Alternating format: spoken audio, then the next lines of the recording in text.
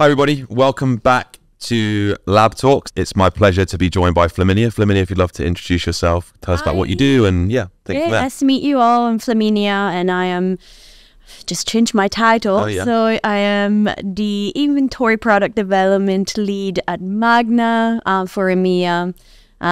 Recently moved from Australia, where I worked for 10 years. So I changed market. Very interesting to see differences and everything else. Yeah, everything's upside down, the right way up. Yeah. You look at it. It would be great to kind of understand, or at least kind of explain, Magna's role within IPG as the kind of holding group, and kind of what Magna's specifically in charge of, just for people that may not have heard of Magna. Yeah, that's a very good question. Also because IPG's just had a very big reorg, so there's been changes, so it's really good. So I guess to summarize it in the best possible way, Magna has almost two core elements that we kind of like look after and support the business on. One is investment and partnerships and kind of strategic partner agreements, and on the other side is intelligence. Okay. So essentially any kind of commercial role within the business was brought within Magna because of that investment remit throughout the reorg. And so from a commercial standpoint, we essentially support the business into creating smart, efficient, and helpful for our clients and for the business partnerships with our key partners. And then we just develop a lot of intelligence resources for the business and also for external parties as well. Okay, nice. And I'm sure that keeps you on your toes because you work with a lot of brands, which I'm sure have very different goals and strategies and audiences they're looking to target. So yeah. And I guess my role is very versatile is an interesting way of defining it, because I kind of look after the marketplace ecosystem within Magna, and I was previously at Kinesso, so that my role is kind of moved. So I kind of am a conduit between Kinesso, which is the programmatic arm of media brands, within Kinesso and Magna essentially, and so working with the Kinesso team on developing that inventory solution from a commercial but also now product standpoint too.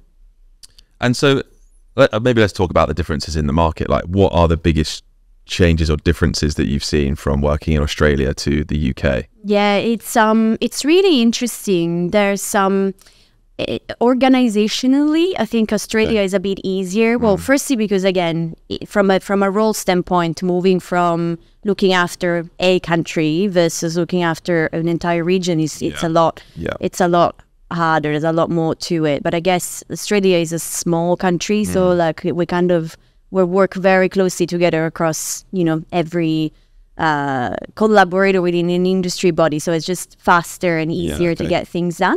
But I guess the main difference is probably one of the biggest difference that I see is within the kind of like TV omnichannel screen environment. I looked after launching the CTV solution for Australia at the time. And the setup is completely different than here, in the sense that the broadcasters are very willing to share their inventory available programmatically on any DSP and share their data, and so there's so much that you can do from a programmatic standpoint. And like at the time that I left, we were doing shoppable formats served programmatically. We were doing personalization. It was amazing. Whilst here, it's super fragmented, particularly in the UK. I feel like some of the networks are kind of building almost their own wall gardens to an extent, and so it makes it very hard to create a solution that is innovative and performative. That to me was like the immediate difference. Is it just the networks, or are you also finding that the manufacturers, because Samsung ads exist, right, and they are a manufacturer rather than a network, do you think that is also playing into the complexity of kind of the CTV landscape in the UK? I mean, they add to it in the sense that it's almost like another sub channel within it, but I wouldn't say that they would add to the complexity, because they're probably quite open to actually get traction from all channels. It's probably I'm maybe reticent from a network standpoint. And it was at the time, like in the past, very similar in Australia. Like it took a while to get there, because obviously it's a big TV mindset, and so it's all different and new, and there's so many unknowns. But then slowly we kind of like work collaborative to get there, and I think I would love to see that happening here, but I don't know if it will. I guess it's tricky because you have like the BBC is a big producer of content, but they don't serve any ads in the UK and then do that in the rest of the world. So yeah, it's just that. Plus then you have like the old satellite broadcasters and all sorts that really just...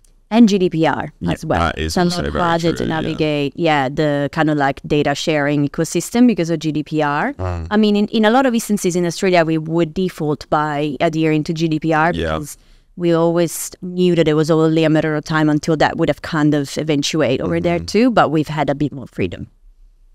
Yeah, nice. So you talked briefly about intelligence. I'd like to kind of understand like what, because Chandru talks about this a lot, like intelligence is often built from like seeing a lot of the data and information around like an ad auction or whatever it ends up being. People talk a lot about supply path optimization and SPO. Like it'd be cool to understand how you are thinking about that at Magna, kind of what challenges that's presented, and really what your kind of predictions are for that moving forwards. Yeah. So SPO is a crucial aspect of everything we do, particularly within my remit, which is marketplace and inventory product development. And within SPO, transparency, obviously, particularly when it comes to bitstream data, log level data. So, and I would say that any inventory solution that we're developing right now, it is focused on providing that transparency because otherwise it's not a feature-based solution. So transparency is at the core of everything we do. Our opinion is essentially that to provide the best level of transparency, particularly within the supply chain, we just need to simplify the supply chain because otherwise it's really, really complex, and gain access to log level data because that's just... It's almost like, I always describe it almost like it's the ad tech version of a nutritional label. Okay, nice. You get everything. There's no more arguing that, the programmatic ecosystem is murky when you are able to get log level data across everything that you do. And so it's a great asset. So thinking about that, what we've been doing is essentially working very closely with all of the SSP partners in market. At Magna, we have done, particularly from an intelligence standpoint, recurrent RFIs that we currently constantly update, as you guys know. And that's designed to gain a very, very deep understanding of the players out there and their capabilities and what in which way are they willing to collaborate, reduce that perceived to an extent murkiness, and create a very healthy ecosystem. The RFI ranges from over 40 categories, but we're mainly looking at the ability for partners to provide transparency of bitstream data and feed data by providing the bitstream and log level data, but also by being open to be fully auditable. Which again, I think it's a matter of like trust that the clients poses on us, and that's a very good way of gaining that trust. Ability to provide to cater essentially for advertiser ROI and publisher ROI. So on both ends, it's super important. And then any potential features that can improve campaign performance essentially. And in doing so, and then in kind of consolidating towards a healthy ecosystem, looking at this element, not only we've created a transparent ecosystem, but we've also just managed to improve performance for our advertisers massively from a win rate standpoint and working media too. So the other elements that are important to us, particularly thinking about transparency and SPO, is obviously ad quality and verification.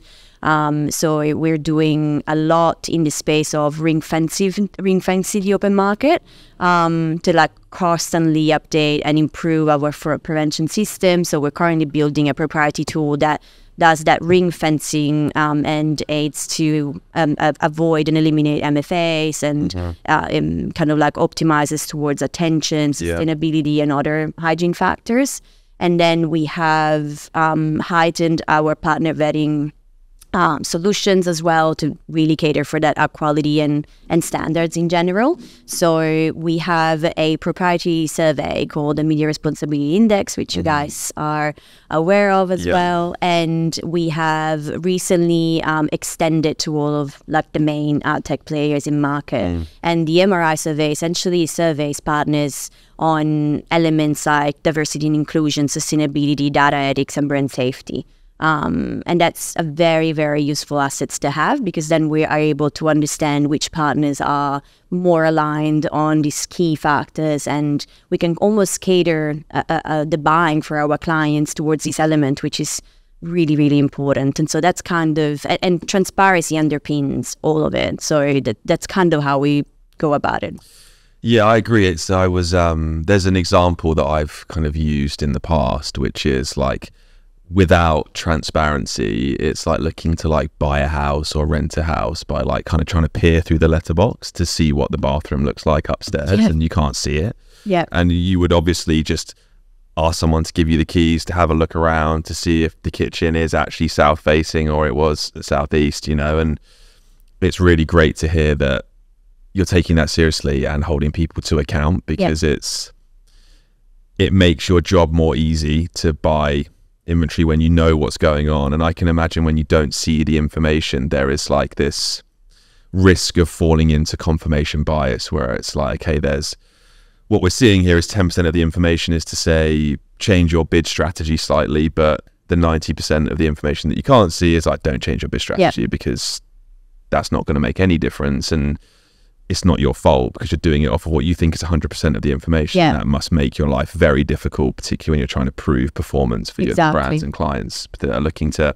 because there's a lot of different ways people can buy media, right? Like there's just yesterday, there's a large crypto exchange called Kraken that bought a big outdoor ad in Piccadilly Circus, and like, I don't necessarily understand that. When you think about blockchain and everything is on chain, you can like follow transactions from wallet A to wallet E and then back to wallet G and then wallet Z.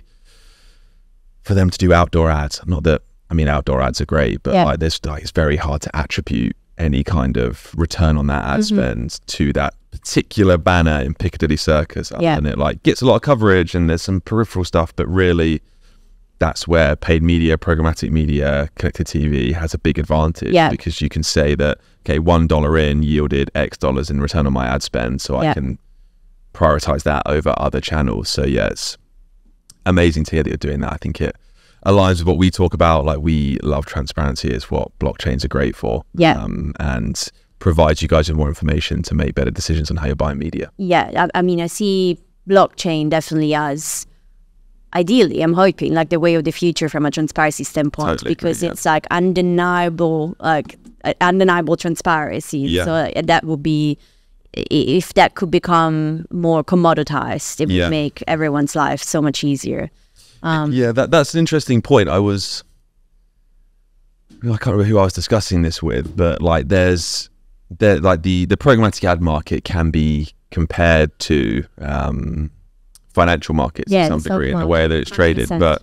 And this, I can't remember who it was, but this person making a point that like the London Stock Exchange used to make most of its money from fees, and that has changed now to data instead. And I think that seems like a well-trodden path you can take if you are able to commoditize ad units. And people would argue they are quite commoditized. They're like, well, you go and you buy 300 by 250 or a video unit or a pre-roll, outstream, whatever it may be.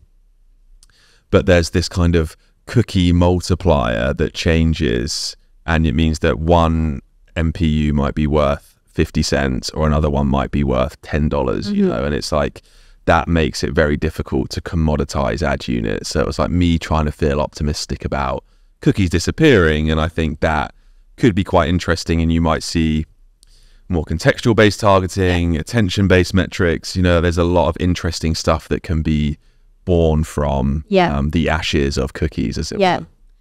And I mean, on that I can see it's probably not the most like interesting trajectory, but I can see things like, you know, scaling usage of deals, because you know, we can overlay contextual targeting becoming more relevant, which in some instances can also aid transparency, because control more transparency. So that definitely I would see that being an outcome. But yeah, like I think from a transparency standpoint as well, because everyone think, you know, like it would support with ROI for publishers, for advertisers. It's a massive catalyst of improving sustainability as well, which is like obviously a hot topic, thankfully, and is becoming so important for brands as well. Like, particularly if you think about log level data, by, you know, gaining that visibility, understanding every impression hops, understanding which are all the players that are involved. You can understand very clearly what to declutter. And we know now very well that any decluttering you can do within the supply chain has immediate impact on carbon footprint. So that's, to me, it's another reason why transparency should be everyone's priority from that standpoint as well. It's kind of like a virtuous cycle.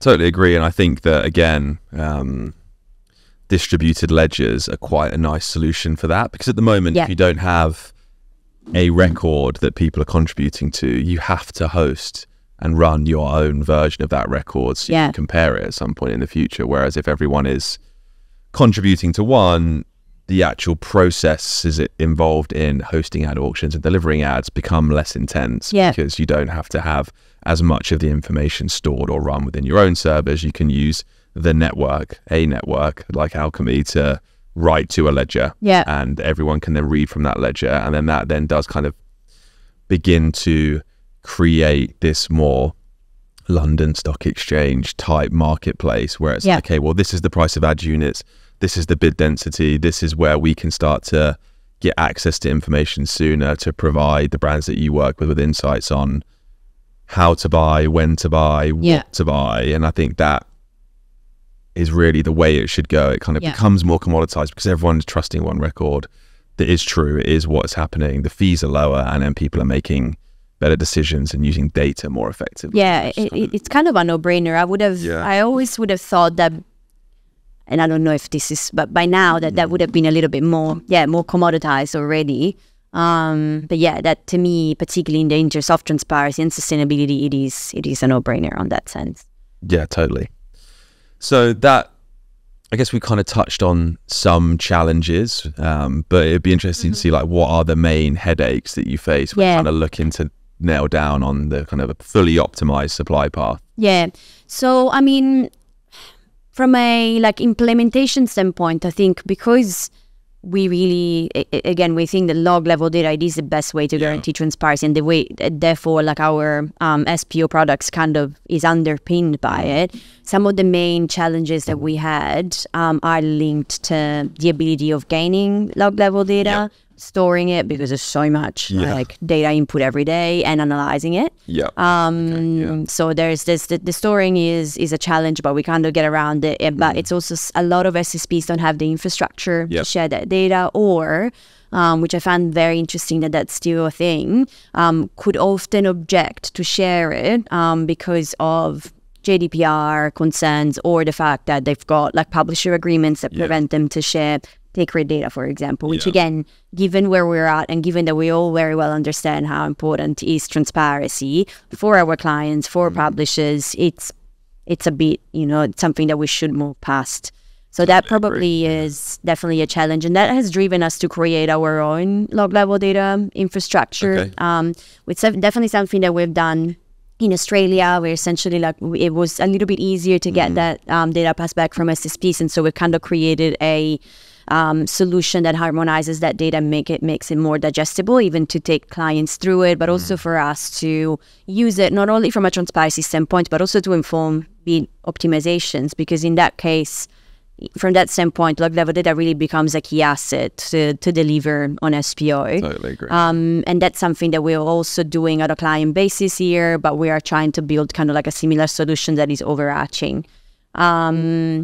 Also, another challenge sometimes is that when we create or build an SPO solution for a client, we want to make sure that all the bidding optimizations from the SSPs are visible and happen immediately within the auction. That's not always something that is initially possible, so we work a lot with SSP partners to make sure that that happens. And then, I mean, it's a challenge, but not always. Obviously, if there is SSPs that do not provide the transparency that we require, or are not open to full auditability, then it requires for us to either deprioritize them within the DSP or exclude them in full. Sometimes that could create some scale challenges, but not that much. It's just something to watch out for, particularly for large SSPs. Yeah, I can imagine. And the points you made about bidding sound really interesting.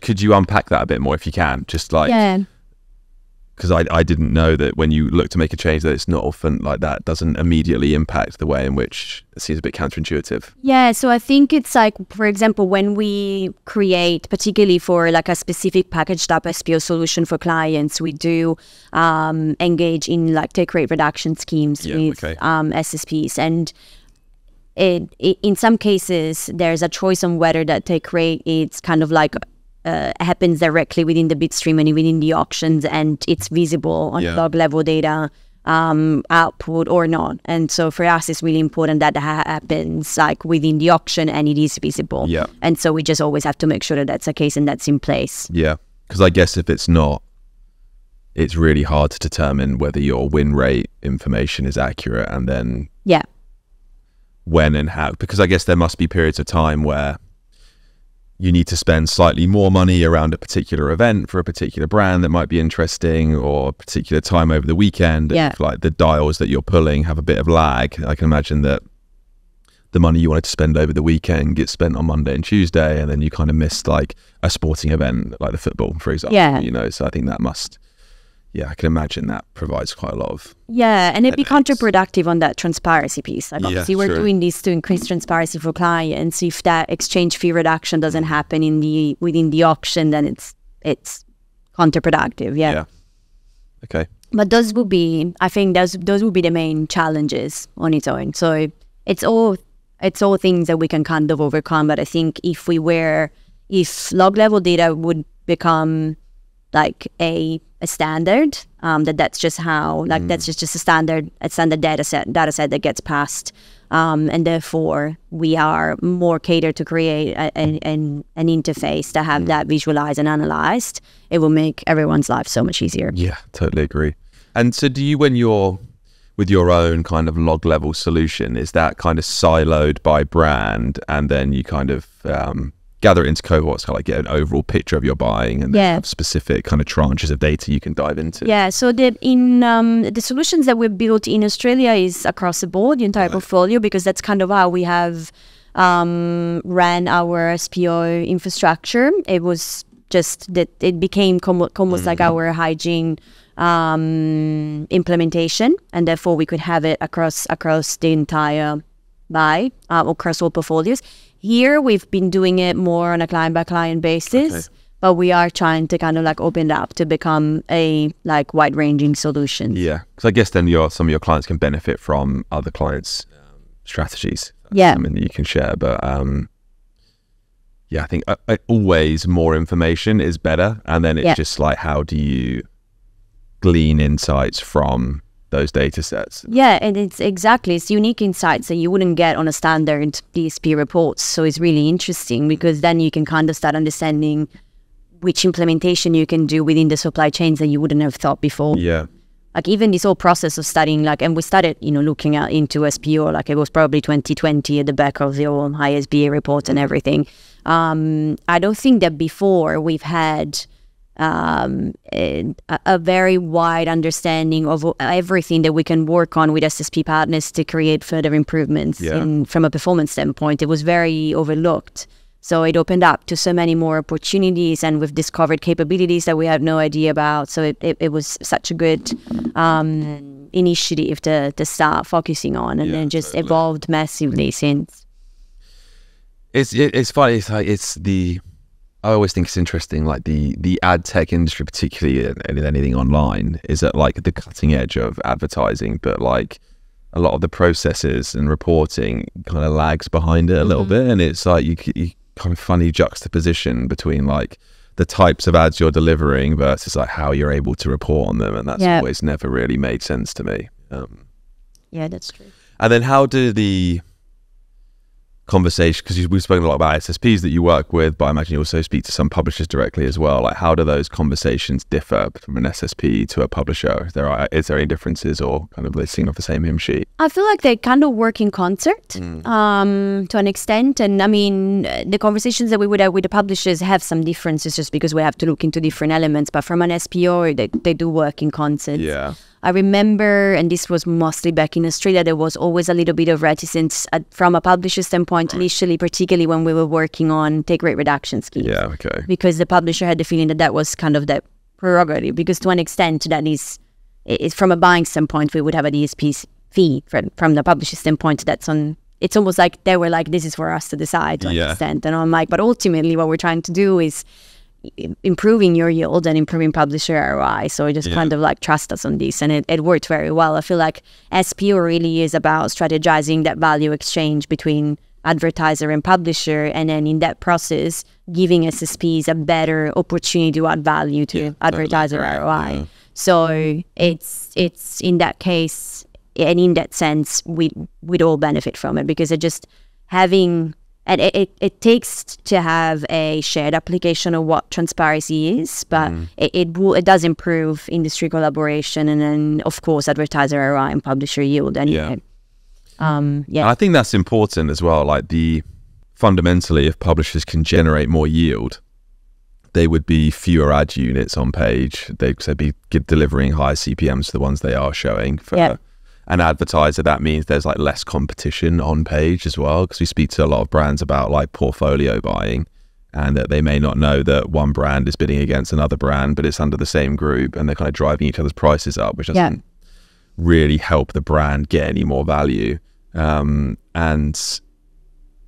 the number and volume of ad units is a big contributor to the amount of emissions that are produced, because you're making it hard for SSPs to know the differences between various ad units, the DSPs to then understand, and then ultimately you as the buyer figuring out, okay, are we just bidding on the same inventory that's originating from an SSP and a DSP that is effectively the same ad unit? So that just contributes to the intensity of the emissions that are produced for effectively buying an ad. It's really ineffective. And again, those are the type of information I think log level data helps and identifying and then improve performance on. But I think that was also just the header bidding was great for many reasons, but that it affected that exact kind of narrative that you described. Yeah. And that's where, I mean, we're big proponents of like the global placement ID. Yeah, I think that's a really underutilized field in the OpenRTB string. Is here's a unique identifier for this specific ad unit on page, and that would help DSP. It just reduces costs across the board. So then it just everything becomes more efficient. Yeah. And we do that right now. We kind of log, we call them transaction hashes, but it's the same thing. It's just like a specific hash for a specific ad unit on a specific publisher, which is kind of then available as part of the bid stream to see exactly which ad unit this bid request is originating from on the URL, to again provide not only log level but like really granular log level information. And that would prevent bidding on the same ad unit. Exactly right. Yeah. So it prevents bidding on the same ad unit. It means that if you're running 5 campaigns for 5 different brands that maybe want to be on news publishers, just as an example, like it stops you kind of bidding against yourself in that situation. It also allows us to deliver our 100% share of screen.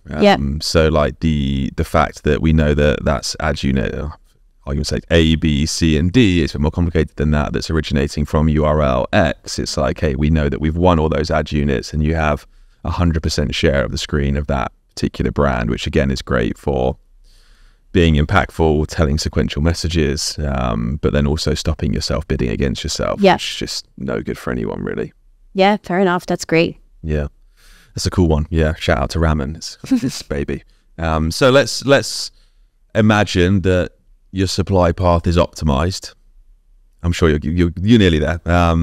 What sort of improvements do you think, or have you seen already, and do you anticipate that you'll see from like a fully optimized supply path? Yeah, so I mean, we've seen massive improvements, particularly on advertiser working media ROI. Like it's just fantastic. Like it's kind of like a solutions that we take to clients now, and we have case studies because it's a global solution. Our SPO product, it's almost implemented at a global level, and so we've got case studies of improvements in APAC, in North America, and in EMEA. Nice. And the outcomes are amazing. So it really helps that narrative. So again, like massive savings from a working media standpoint, massive improvement in every campaign KPI because again there's more valuable impressions to utilize, and it helps on publisher yield as well.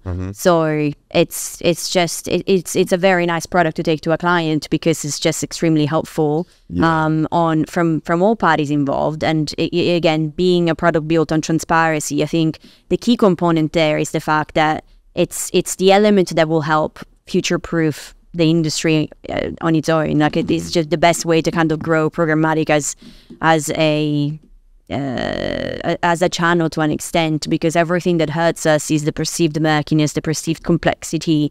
And so essentially just simplifying all of that complexity and provide 100% transparency is what will continue to provide growth within the channel. So for all stakeholders involved, it's a positive thing. And again, it translates immediately in all of our case studies of every time we implemented it. So it is really much of a no-brainer. So it's something that we like to take to clients. I'm sure, yeah, because I think it's like in a time where everything is getting more expensive, and your brands effectively use marketing to acquire customers. And I think that if it's costing more for them to just like manufacture goods in general, if you can offer them savings elsewhere, like the hope is that some of that is then passed on back to the consumers ultimately. But exactly, there's so much pressure on monetization strategies, and on the flip side, on the good side as well, there's so much attention on prioritization of media quality. And I think SPO like prioritizes these two elements.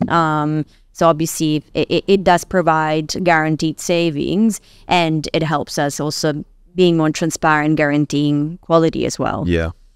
Have you had any instances where like this, like an unoptimized supply path has like made you realize that some inventory that didn't seem that valuable when you couldn't see what was happening actually became more valuable because you now could see exactly what was going on?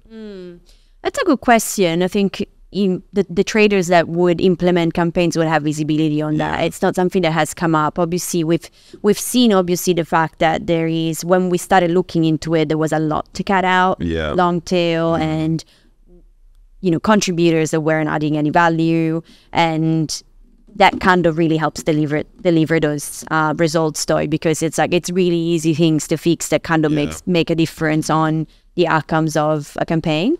But I'm sure that that's totally the case, and it's something that again it would be very interesting to start reporting more on, particularly across those log level data, harmonized dashboards, for example. Yeah, I think it would be cool. I think particularly for like solutions post cookie, it's like, is there something to be learned from like the information that you can receive from like campaigns that are purely targeted contextually versus that plus cookies or with an email address, like testing those different combinations of different data sets to see that, because I mean cookies, talking about it for ages, but it does look like they will disappear eventually, maybe. We think, we don't know.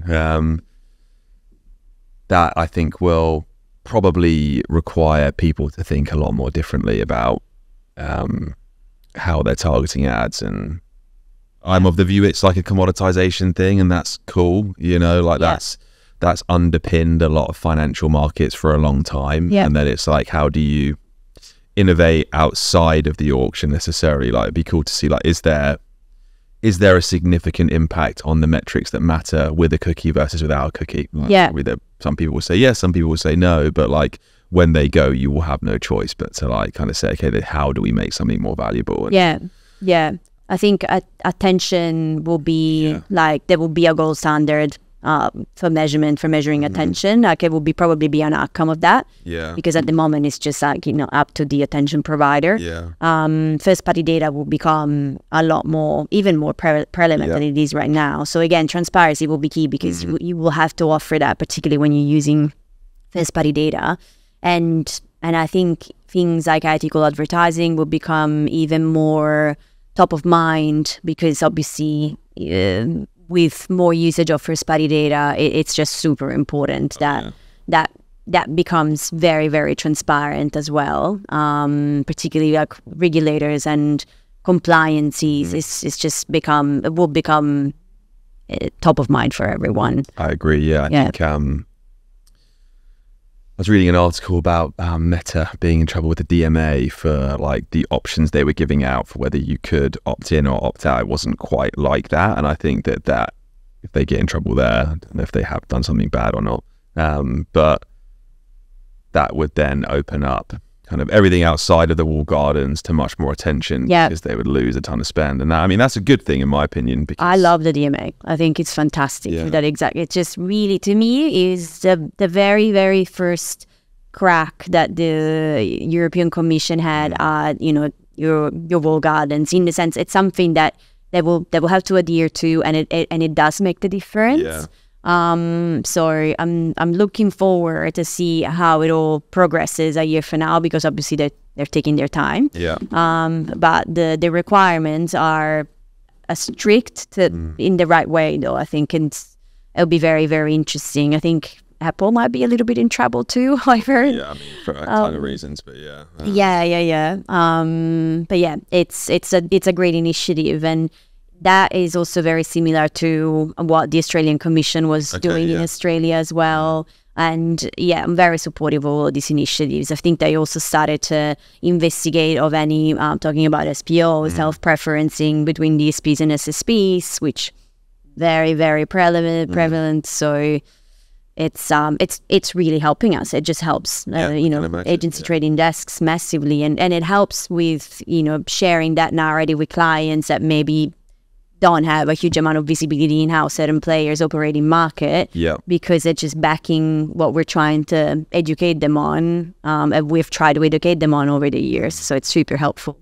And it's fundamentally, advertising has like a really important role to play in keeping the internet free, and like accessible to everyone. And like there are more and more, like the kind of growth of Substack has been brilliant and interesting to watch, but you have to pay to get access to some information, which is like great for creators that are spending a lot of time and effort in creating these Substacks. But like there's tons of journalists that do that at big publications and have done forever, that are perhaps beholden to slightly different standards than you would if you had a Substack, versus if you're writing an article for the Times, let's say. You can't just make stuff up and then send it to people, because it's not allowed. It's against the law, right? And I think that fundamentally that is when the internet is at its best, is when it's funded by advertising. And I think that SPO is a really key way to provide the yield to the people that are holding themselves accountable to journalistic standards to write good content and give a measured view of the world, rather than like, look how bad this is, or look how great this is, and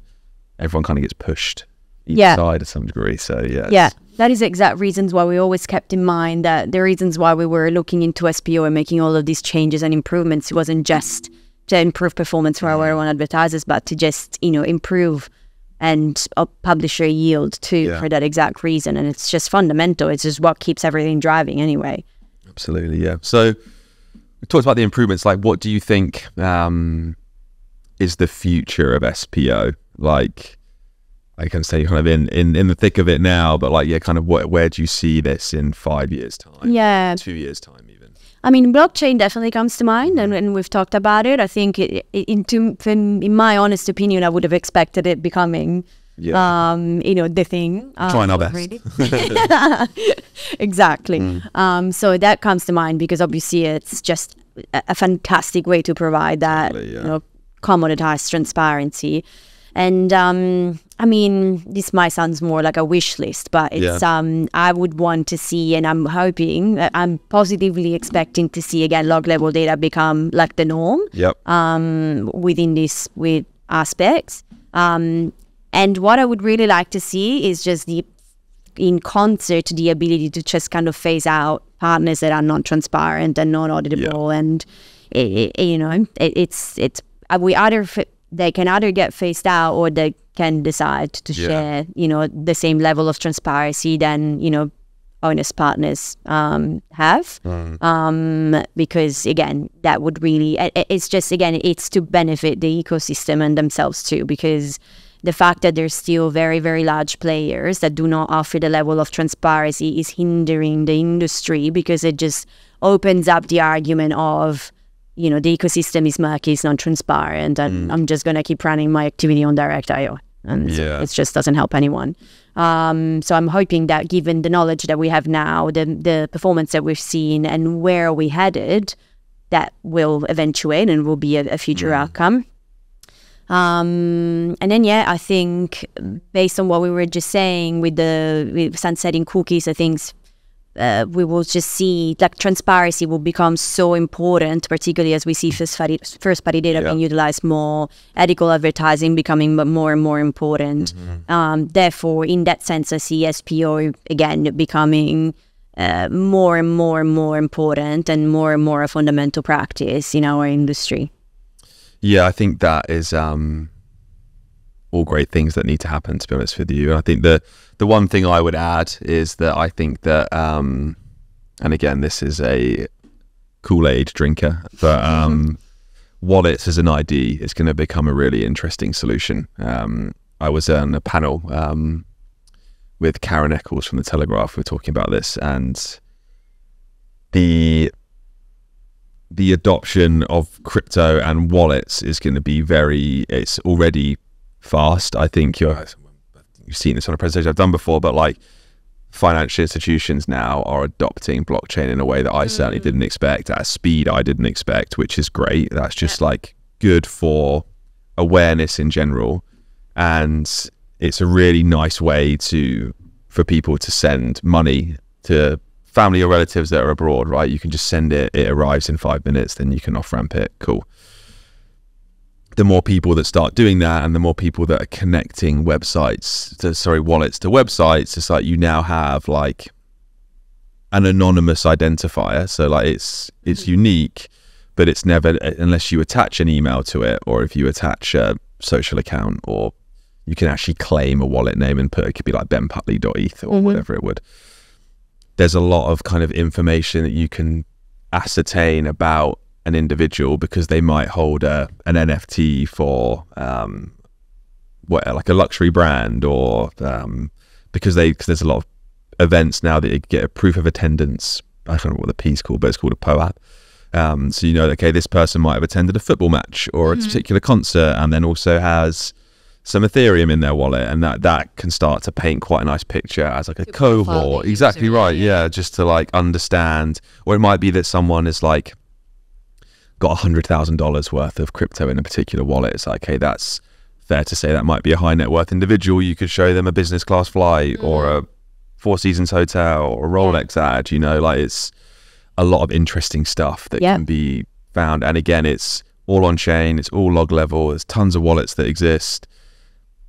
They don't and aren't attached to anyone in the same way that like a device ID was, and the way that a cookie was, even the way like an email address as first party data was. And it's just a really interesting time for publishers who have always had to like adopt someone else's solution, can be the on-ramp for, okay, if you connect a wallet to a website, that website can now incentivize you specifically in a slightly different way based off of the articles that you read, or if you return to that website on a daily basis, or if you click on an ad, whatever it is, there's like a nicer value exchange that can take place in exchange for that, rather than just like, we've got your data, we're going to sell it, you're out of the question now. Yeah, and it would fuel quality content production back again, that it's been at stake this whole time. Exactly right, yeah. And it's just, I was thinking about this the other day. I was walking somewhere. It's like, it gives publishers the chance to like be the big proponents of this game-changing new technology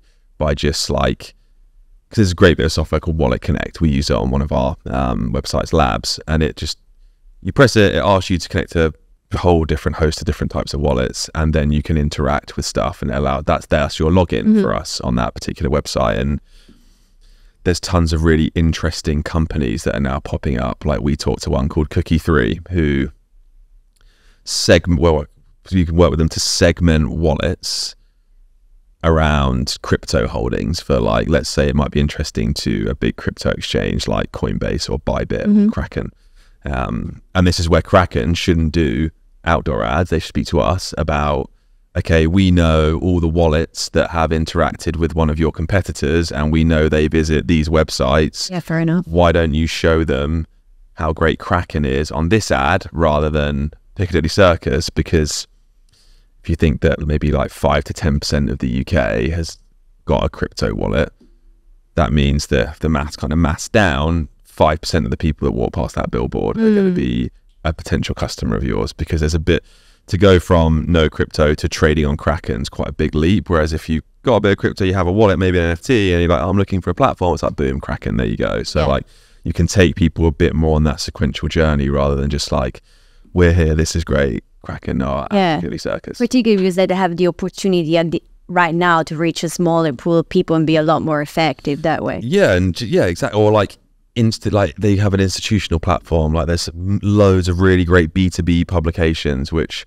you don't really access them anywhere else. Like publishers like IDG, for example, have a huge opportunity to help sell institutional products for big crypto exchanges, which, because of what's happening in the financial markets in the US, and now there's European stable coins which are being licensed by MiCA, which is the standard that will govern to make sure stuff is not a scam, basically, which is great. It's what we're here for. It's just, it makes sense that kind of paid media and programmatic advertising becomes part of this funnel, which for blockchain companies has been like endorsements or like really install our app from an in-app marketplace. There's like this whole other part of the storytelling journey that can come from programmatic ads that isn't delivered anywhere else. So yeah, it's an exciting time, as you can probably tell. I think about this quite a lot. Well, it's really interesting because it's not something that we would discuss any day. So this is all, it's one of the reasons why I think this is a great industry, because it's constantly changing. There's constantly something new, and you think that you know it all, you don't know it all, because there's always something new. So I hear you talking about these things and I'm like, man, I don't know anything about that. It's so cool. And I'm like, I wonder if how long will it take for it to be, just spread within the industry, and how will it change it, and what we will learn. And it's just, it's why this job is great. I agree with you. I think it's fun. And that is the big question, is like, how long will it take, and it's like, there is a chart that plots internet adoption versus blockchain adoption, and blockchain adoption is happening faster. So it's because the internet was just like information to begin with, whereas like blockchain was born from like a transfer of value, like financial value. And I think that is always a better incentive than just purely information. So yeah, there's just a ton of amazing stuff that you can do with smart contracts that automate really like logistically heavy parts of businesses. There's a company called Tether, which is like the biggest issuer of a stable coin, which is a lot of what cryptos are paired against. And they have 134 employees, maybe some more now. That's a little bit old, but I think they worked out it was $22.4 million in gross net profit, for each employee at that business, because blockchains and smart contracts took care of so much of the back office as just like log level immutable data of everything that was taking place as far as financial transactions were concerned. They're able to grow their business astronomically with like a really efficient and lean team, which just, it means that they're offering a better product. And like, that's kind of how I think about where we can grow with advertising, is like, we know this stuff about blockchain and smart contracts, and applying that to the back office, which means that those savings can be passed on to companies like Magna. It gives you the SPO you need, but then also just like low fees to help just gain even more media for your money, demonstrate value, and that's what it's all about. That's great. Awesome. Well, that was brilliant. I thoroughly enjoyed that. Thank you for joining us, Flaminia. Thank you for having me. This is great. Yeah, it was a pleasure. So yeah, you're more than welcome back anytime. I think once you get to 3, you get football. Take the match ball home. But make it happen. Awesome. Thank you very much. Cheers. Thank you.